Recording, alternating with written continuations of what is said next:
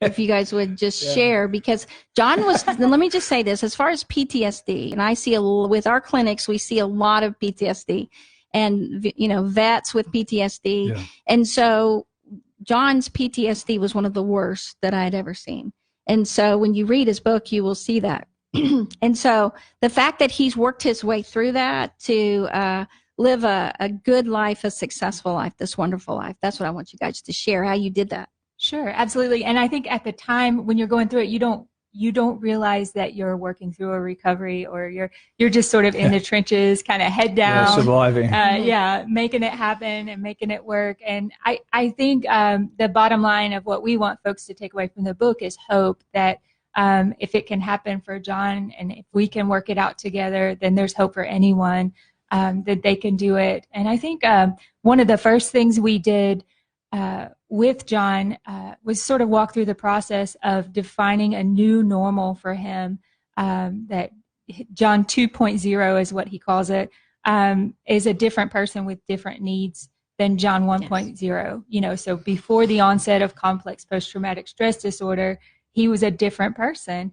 And so it's okay to redefine what a normal day looks like for you, to redefine what you know, your even simple things like what should your bedtime be? What should your get up time be? And it's all about managing just the new person that he was dealing with, that had different needs, different strengths, and sort of how to take advantage of that and make it work. And so I think one of the things that we sort of did together was help him map that out. Yeah.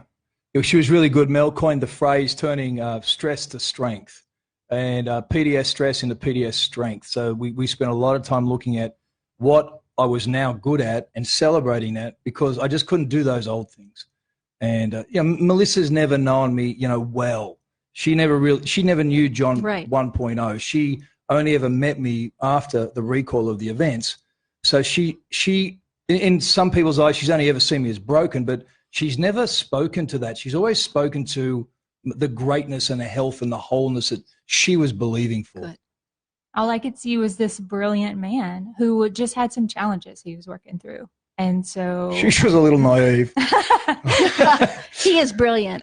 And yes. That's part of the part that's so hard with his struggle, is that you loved him so much, but he was struggling so much.